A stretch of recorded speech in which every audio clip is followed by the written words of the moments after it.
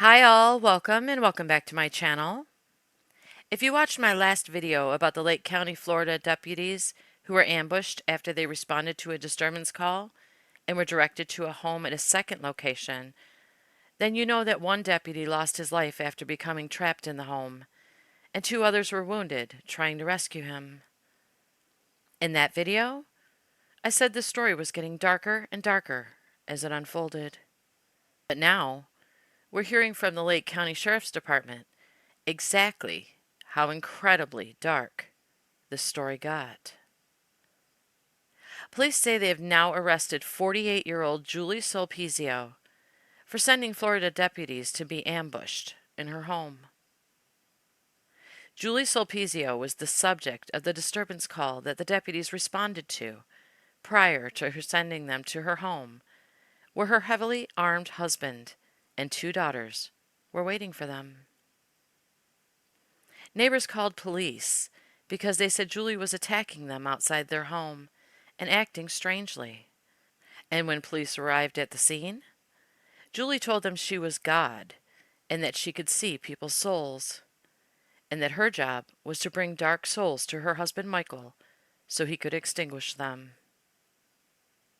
Police arrested Julie outside her neighbor's home, and later would find out that she was trying to lure her neighbors to her home so her family could kill them. But instead of successfully luring her neighbors to their demise, she told the deputies who arrested her that they should go to her house to check on her family. Considering Julie's strange and violent behavior, and not knowing they were being sent into a trap, the deputies walked over to Julie's house to check on her family. And when they entered an open back door after receiving no response from inside, they were immediately fired upon by Julie's husband Michael and their two daughters, who were ready and waiting for them. Female yells from within the residence as she racks a firearm and states, "My king will kill all of you. You are Lucifer's children." This was in response to deputies yelling for Master Deputy Link to crawl to them. Disturbing new details regarding the deadly ambush of Lake County deputies on Friday. The sheriff says this woman at the center of it claimed that she was doing God's work and lured one of the deputies to his death. That woman is 48-year-old Julie Sulpizio, and she's now under arrest for orchestrating this nightmare that left one deputy dead and two others injured. Good evening, I'm John Brown. Thanks for joining us. I'm Luann Sorrell. The sheriff says Sulpizio showed no remorse and was even joyful when describing the crime. We have live team coverage tonight. Marie Edinger is talking with neighbors about that deadly Friday night. But first, Fox 35's Stephanie Belfamonte shares the wild new details. Stephanie, the sheriff was fighting back tears during that news conference. Yeah, you have just got to imagine how hard it has been for the sheriff's office. The sheriff even saying that some deputies called out sick Saturday just because they were so upset about what happened. They haven't lost a deputy in the line of duty in nearly 20 years. The last time that happened was 2005. And like you said, we got a lot of new information about what happened on that day. The sheriff says that Julie Sulpizio believed that God was speaking with her and that she was trying to lure her neighbors to her home to kill them. The sheriff said that Deputy Link was a hero and that he lost his life that fateful day when she was trying to in turn kill her neighbors. So deputies responded to a call on Friday about Julie assaulting those neighbors that I was talking about. Deputies then did a welfare check on her home. When they got there, they had found broken window and two dead dogs outside. Deputy Link and Deputy Harold Howell went into the home where they found Julie's husband Michael waiting in body armor with a rifle positioned on the couch, ready for an ambush. Now that is when he shot Deputy Link. Deputy Howell was also shot. The sheriff said this family was very closed off to society. They didn't have cell phones. They didn't have a TV. They were very religious and very anti-government, and said they were ready for this ambush. Take a listen to what he had to say. In excess of 20 firearms, ranging from high caliber rifles to pistols to shotguns appear to have been gathered and placed and staged in the living room area. Ammunition had also been stockpiled in the living room. A search of the house showed gas masks, body armor, ghillie suits, medical bags, bug-out bags, MREs, and bottled water just stockpiled up. Now, their daughters were also in the home. One of them was caught on Deputy Link's body camera saying, quote, "My king will kill all of you. You are Lucifer's children." The sheriff says that Julie's two daughters who were in the home and her husband Michael had all committed suicide on that day, shooting themselves in the head on their couch in the living room that we were just talking about. Now, Julie is facing a dozen charges, including first-degree murder, and the state attorney said she could face the death penalty. We'll send it back to you. Stephanie, thank you for that update. Our live team coverage continues now. The sheriff says his deputy saved the lives of several neighbors in this ambush. That's because the suspect was allegedly planning to kill them first. And Fox 35's Marie Ettinger is covering that part of the story today. Marie.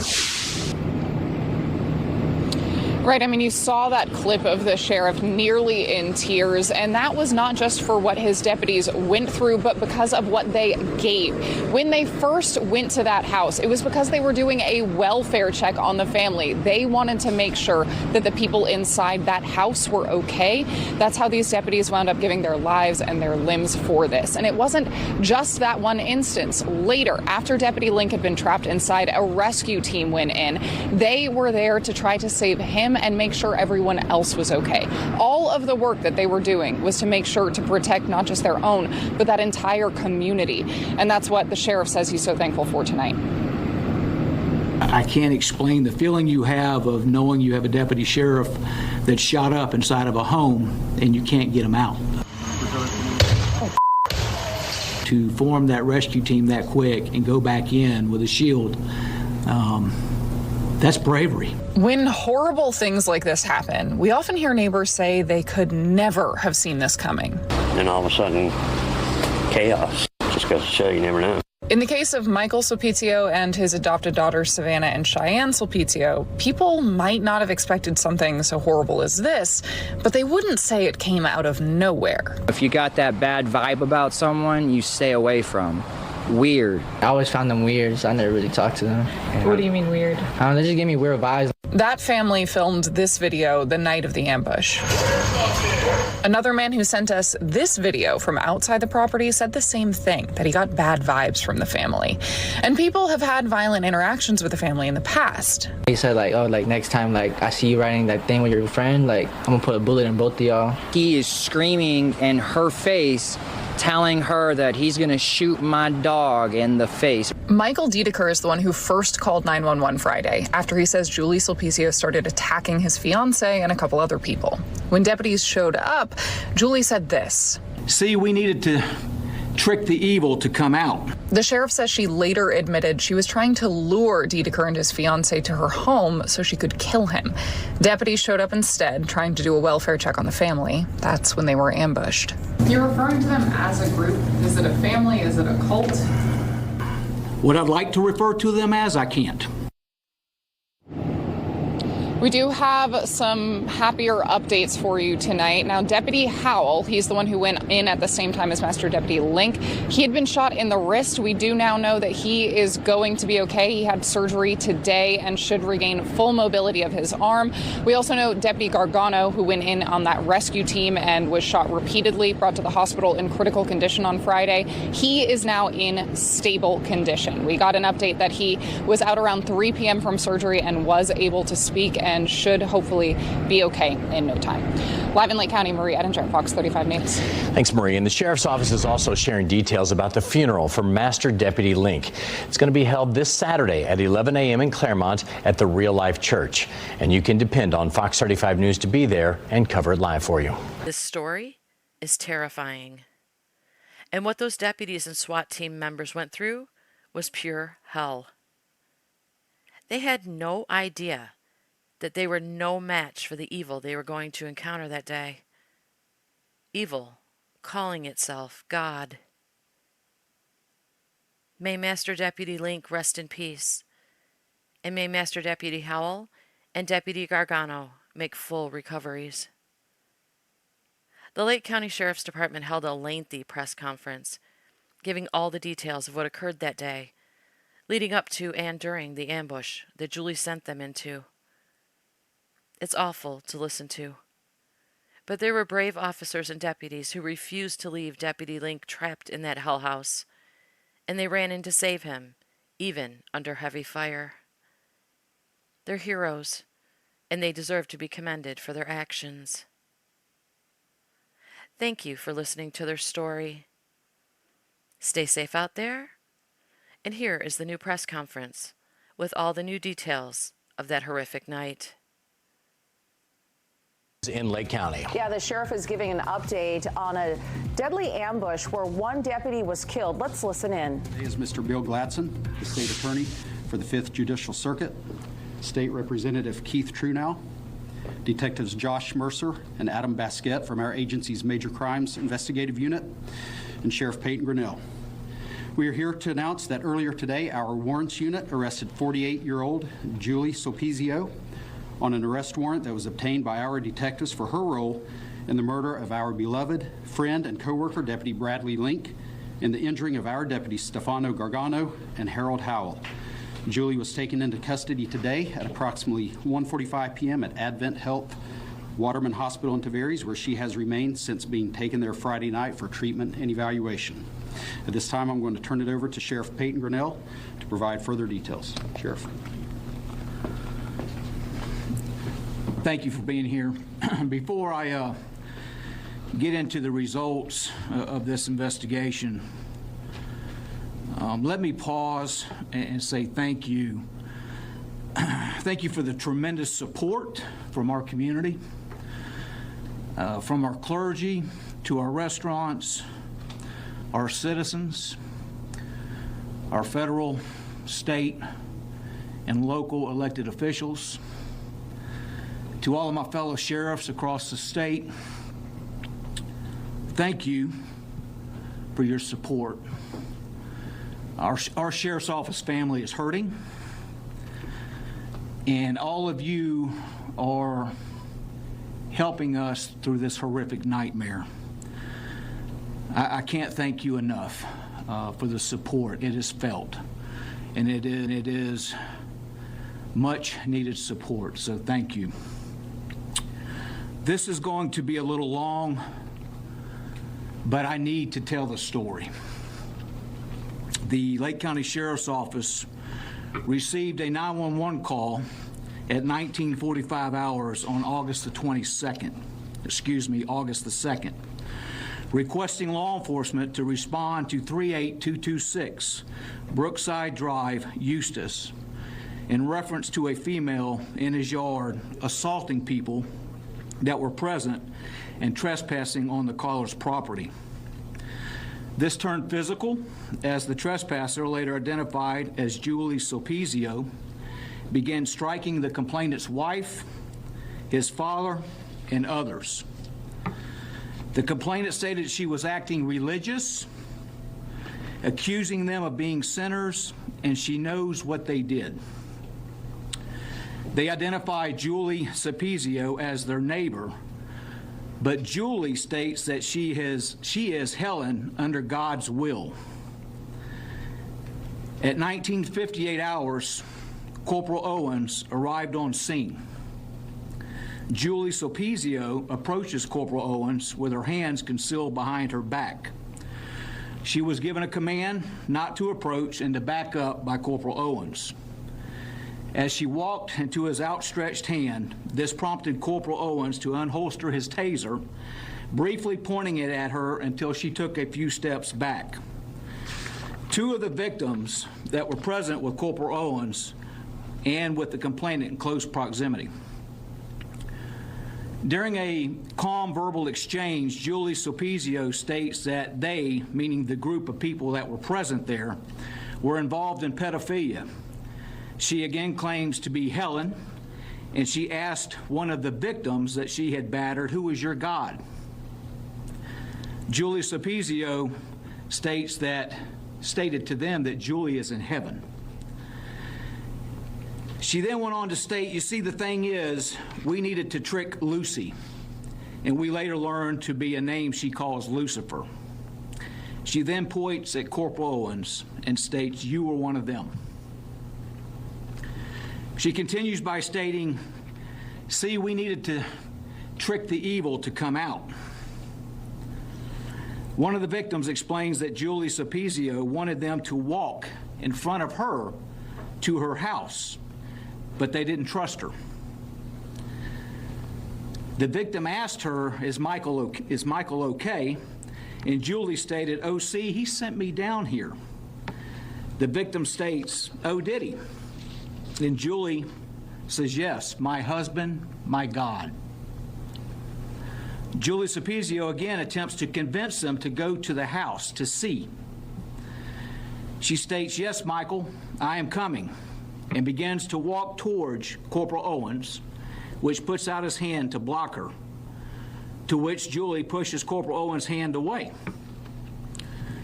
Corporal Owens steps rearward, raises his taser, and gives her a warning.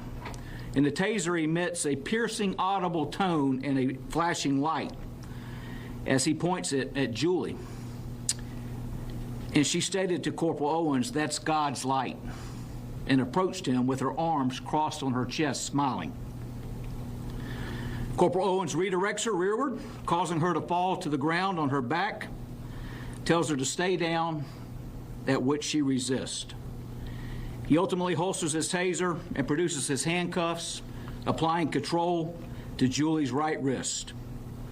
As Julie Sopizio states, she stated, you want to play? You are just making me madder. Julie on her back states, let's do this now, followed by, I can feel him, and yells out, Michael, Gabriel, Timothy, it's time now to protect my children. As another deputy arrives, the responding deputy handcuffs Julie. At 2010 hours, Sergeant Stevens and Corporal Owens arrive at Julie Sopiziano's residence, which is walking distance from the original incident location, to conduct a well-being check on Michael and Julie Sopiziano's children. Announcements are made at the door, and contact was attempted to no avail. Sergeant Stevens observed 3 individuals inside run, and that one looked at him as they passed the shut door. Corporal Owens also finds 2 small dogs deceased in the front yard. A loud banging, approximately 4, was heard but could not be identified or located. Corporal Owens identifies an open window on the east side of the residence with the screen kicked out, raising his suspicion about the well-being of Michael and other occupants inside. Corporal Owens asked for additional units to respond while he and Sergeant Stevens hold the perimeter. They believe that this incident may have involved a burglary or a home invasion of some kind. As additional deputies arrive, they are briefed on the details. Deputies positioned marked Lake County Sheriff's Office vehicles in view of the residents and activated their blue warning lights. Master Deputy Link begins making multiple announcements over his PA, identifying themselves and calling out to the residents. Deputies, along with supervisors, attempted to formulate a plan to make contact with whoever was inside, which had not been identified at that time. Corporal Owens interviews the neighbors, which stated that they observed Julie Sopizio and Michael Sopizio exit the white truck and go inside around 18:30 hours. Corporal Owens gets Julie Sopizio's phone number from neighbors, and the deputy attempts to call her mobile number.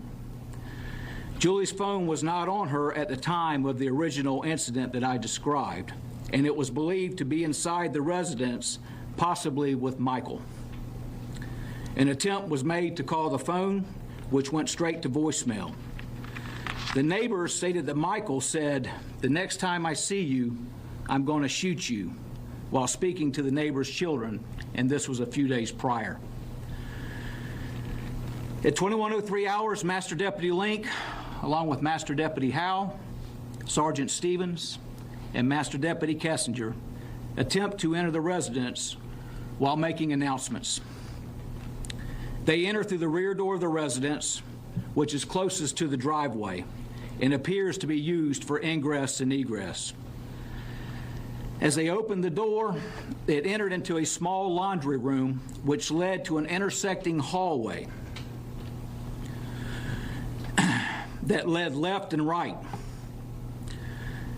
Master Deputy Link, as he approached the threshold of the hallway, advised he was going left, indicating to Master Deputy Howe he should go right.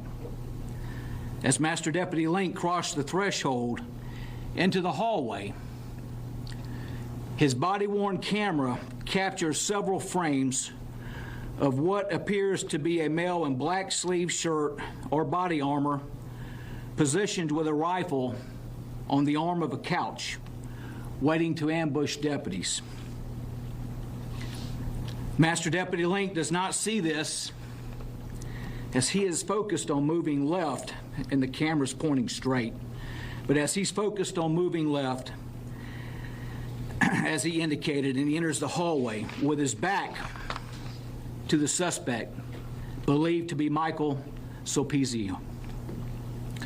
Multiple gunshots were fired, likely rifle rounds, from the area that the suspect occupied, striking Master Deputy Link in the back, causing him to turn and fall.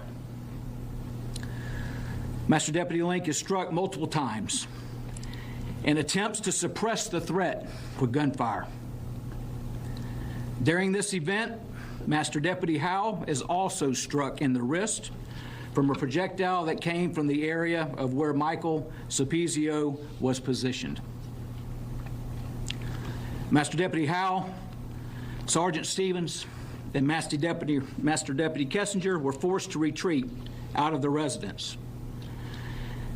Master Deputy Link was immobilized, suffering multiple gunshot wounds, and he attempts to crawl on his back to cover, but was unsuccessful. Master Deputy Link had exhausted all rounds in his duty weapon. In hearing his ID being called over the radio, moves his hands in what appears to be an attempt to respond to the radio, but was unsuccessful. Master Deputy Link was shot at several more times, and it appeared that he was struck by additional rounds. Someone within the residence began shooting at deputies outside, which moved to cover and in turn returned fire. Master Deputy Howe was extracted from the scene and transported to the hospital. Additional resources were requested, as well as additional deputies. While waiting for additional law enforcement, deputies and supervisors on scene attempted to negotiate with the suspects to release Master Deputy Link, but the suspects refused. Master Deputy Link's body-worn camera continuously recorded audio and video from within the residence facing up towards the ceiling. At 21:24 hours, a female yells from within the residence as she racks a firearm and states, "My king will kill all of you. You are Lucifer's children." This was in response to deputies yelling for Master Deputy Link to crawl to them. That's what they responded back with as we were asking Link to crawl to us. The deputies now cannot see Master Deputy Link, and his location within the residence is unknown. At 21:26 hours, Master Deputy Gargano, Master Deputy Green, Corporal Palmer, and Master Deputy LeBrecq, all members of our SWAT team, arrive on scene and organize a plan to rescue Master Deputy Link. Master Deputy Gargano was lead in using a ballistic shield as cover while moving through the laundry room into the threshold of the hallway. He was using a ballistic shield as cover as he was moving through the laundry room. As he approached the threshold, a volley of gunfire erupted from within a residence towards those deputies, in addition to deputies outside as well. Master Deputy Gargano was shot through the wall multiple times by a high-caliber round, causing him to be incapacitated. Master Deputy Green, Corporal Palmer, and Master Deputy Lebrecht extracted Master Deputy Gargano, which had been shot multiple times, to cover and were actively being engaged by the suspects from within the residence as they were doing this. Heroes. Master Deputy Gargano was extracted from the scene, transported to CFR Sanford as a trauma alert in critical condition. Later, as SWAT is getting into position, a female could be heard mentioning suicide. This was captured on Master Deputy Link's body-worn camera. The racking and reloading of firearms within the residence could be heard, captured by Master Deputy Link's body-worn camera. 23:02 hours, 2 gunshots could be heard in quick succession, with a third one a few moments later. Our SWAT rook began to make entry into the residence, removing a large portion of the residence wall in an area where Master Deputy Link was believed to be. SWAT operators make physical entry into the residence. They locate Master Deputy Link and they extract him. Master Deputy Link is transported to an awaiting medical helicopter, but while en route, the transport redirects to Waterman Hospital, where he is ultimately pronounced deceased.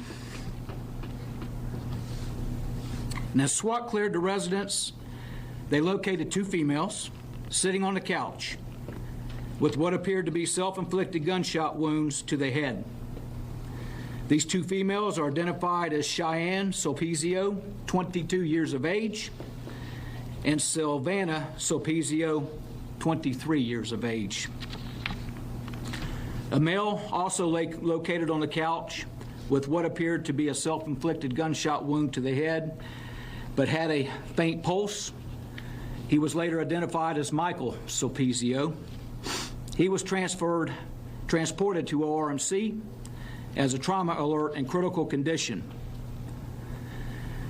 Michael Sulpizio ultimately succumbed to his injuries and was pronounced deceased at ORMC.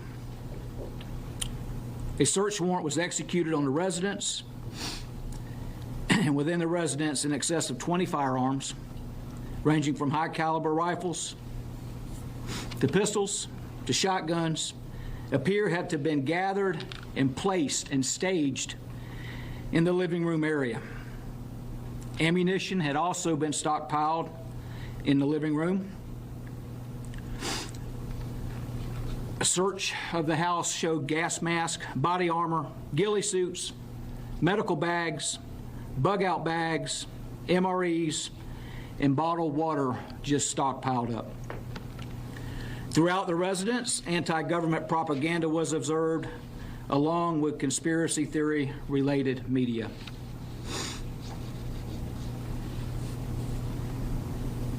During her interview,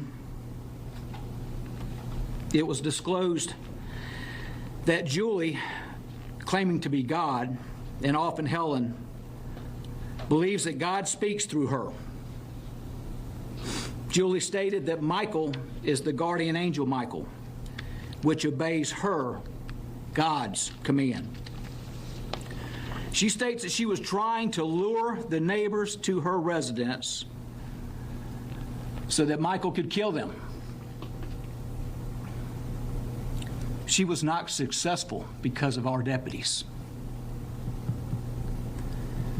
At this time, I'd like to ask our state attorney of the 5th Circuit, Bill Gladson, to explain the charges, and then I will be back up here for questions and some follow-up comments.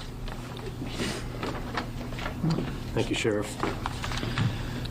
Good afternoon. As the Sheriff said, my name is Bill Gladson. I'm the state attorney here in Lake County. First, I'd like to express our deepest sympathies from the state attorney's office to our law enforcement family at the Lake County Sheriff's Office. The deputies and what you just heard is nothing short of heroism. They are absolute heroes, and enough can't be said about how they saved lives that night. So this afternoon, my comments have to be somewhat limited, and the sheriff went into good detail, and he and I discussed before we came out here the importance that it is for the community to know, to the extent possible, what happened. Because it's important that everybody know what these deputies face every single day that they go out and they keep us safe. So with that, I'll tell you that there was evidence collected, there was body-worn cameras that were watched, there were videos, there were interviews, and for the last 48 hours, his detectives and deputies have been working tirelessly to piece together exactly what you just heard the sheriff explain. And we now have a good idea of what happened, and that resulted in the arrest of Julianne Sulpizio. So her counts right now are a total of 12 counts. In this kind of case, where one count is first-degree murder of a law enforcement officer as a principal, we have to go to a grand jury.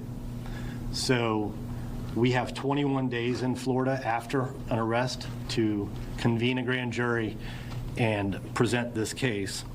And then from then, there's 45 days that the state attorney has time to investigate whether or not to seek the death penalty, since it is a death penalty eligible case. So I need everybody to understand, first of all, be patient as you are, and we appreciate it. Understand that we in this office, along with the sheriff's office, will do everything that we can to bring justice to the families of the victims, to the families of Deputy Gargano, Howell, and Link, and to the people of Lake County, because this was nothing short of an ambush, and the evidence will show that. It's absolutely just indescribable, as the sheriff alluded to earlier. So thank you, Sheriff. John, would you give an update on our two employees that was hot off the press while I was on the state attorney? Absolutely. So we do have good news to report on the conditions of our deputies. We've been obviously keeping a close check on Deputies Gargano and Howell and monitoring their conditions as they remain hospitalized. Deputy Gargano underwent his third surgery today, and the procedure went very well. Therefore, we are obviously hopeful that he really begins to show some good signs of progress towards a full and complete recovery. At the end of the surgery, about an hour and a half ago, the medical team was expecting him to be able to speak and communicate freely on his own when he wakes up, and he is now listed as being in stable condition. Deputy Howell underwent a second surgery on his arm today, and he should be waking up momentarily. He is also expected to make a full recovery to include full mobility of his left arm. And we just obviously covet everyone in the community to continue praying and lifting them up for just complete healing throughout the remainder of their recoveries. And we just received that, as the Sheriff said just moments ago. Thank you, John. I also want to thank all of the law enforcement agencies that responded that night. There were many there, federal, state, and local. The response was unbelievable, coming together for that event. But I particularly want to personally say thank you to all of my employees. I know you're hurting, but please know that you're loved and appreciated. And this community loves and appreciates you. And together we're going to get through this. With that, I'll take any questions. Sheriff, I've got a two-parter here. First, if you can help us with the map. How long was it between when deputies arrived on scene and when they approached Julie and that house? And then I'll start with that a little bit. Yeah, I mean, there was a little bit of time, obviously, because we were conducting an investigation there, but I'm sure we have that in our reports that we can hand out to you, the timeline. But thinking back, I can't give you specific right now. That's okay. And yeah. on that note, has in her interviews yet Julie said why, if the target was the neighbor, they decided to attack the deputies as they approached the house? I don't have that information unless the detective does. I mean, Julie, come on up. so during the interviews, Julie expressed that she was able to visualize a person's soul, whether it be white or black, and her job was to bring Michael Dark Souls for him to eliminate and terminate. Sheriff, maybe this is a question for the state attorney, and by the way, our condolences from all of us at News 6. Yes, sir. All of the entire community. How do you prosecute a woman who appears to be mentally disabled, deficient?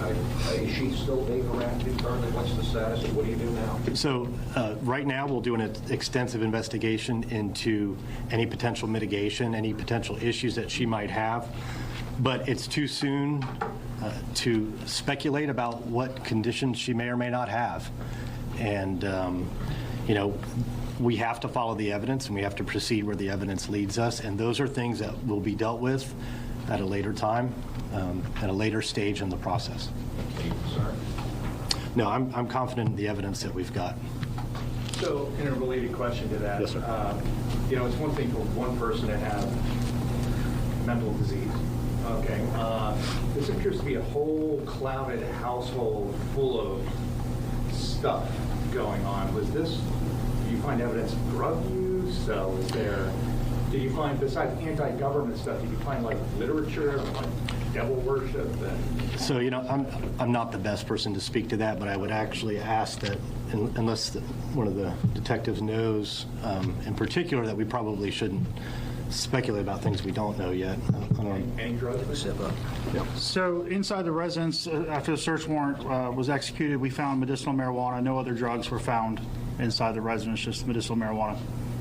Detective, could you talk more about that anti-government propaganda and the conspiracy theory-related materials? Where was that? There was bumper stickers, handouts, flyers for things like InfoWars, various podcasts.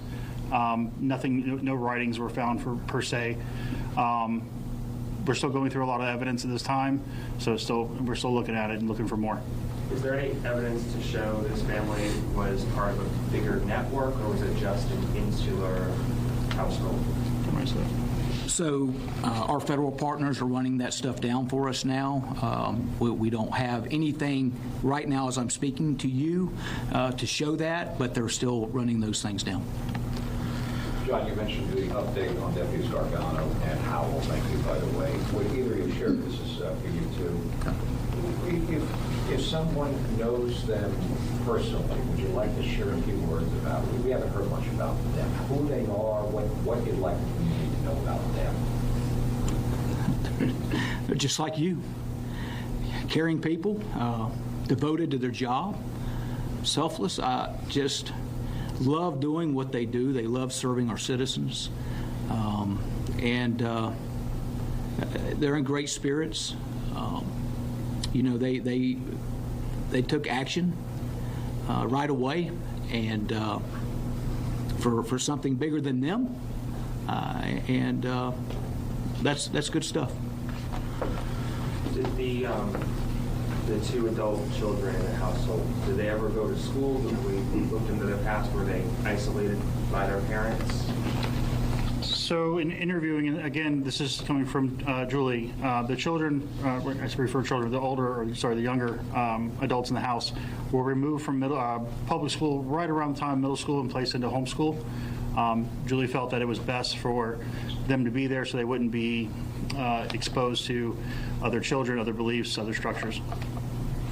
Sheriff, at what point did Julie leave the scene? Since she was detained and taken into custody on the Baker Act, was she already gone from the scene when the attack on your deputy started, or was she still there? At what point did she leave? Yeah, I believe she was taken from that scene. I wouldn't say a significant time prior to the shooting, but she before the correct. First shooting Yes. Were there any prior concerns in the community of this family and their anti-government beliefs and just kind of how they ran their household? Yeah, I mean, we had a couple prior animal enforcement type calls there, but we haven't had anything of violence or anything like that. And Sheriff, I know that certainly on a larger scale, the FBI keeps track of everything from militia groups to people that are showing up on radars as potentially dangerous. Does the sheriff's office and most sheriff's offices in Florida, do they keep an eye on certain groups of people, and were these people on part of that radar screen, other than the animal control incident you mentioned? Well, I will tell you the first part of your question. We have task force agents assigned with our federal partners for that information sharing, as well as plugged into what we call our Central Florida Intelligence Exchange, our Fusion Center.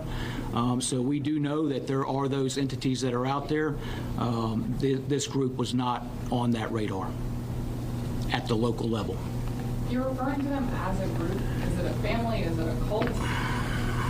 What I'd like to refer to them as, I can't. But we'll call them a family. When we're on the children or adult kids, after they were pulled out, did they have any access to the outside world at all? From what you're able to gather? So that's part of our investigation. As of this time, it doesn't really appear like they did. Not traditional things you'd have with cell phones. They didn't have TVs, things like that. So they were kind of cut off from the outside world for the most part. And were they adopted by both, were the two young women adopted by both Julia and Michael, or just Michael? So, and correct me if I'm wrong, Detective, but Julia is the biological mom, and the father, Michael, adopted them. Correct. Okay. When you conducted the interview with her, did she show any remorse, or was she joyful? Did she have, what was her demeanor?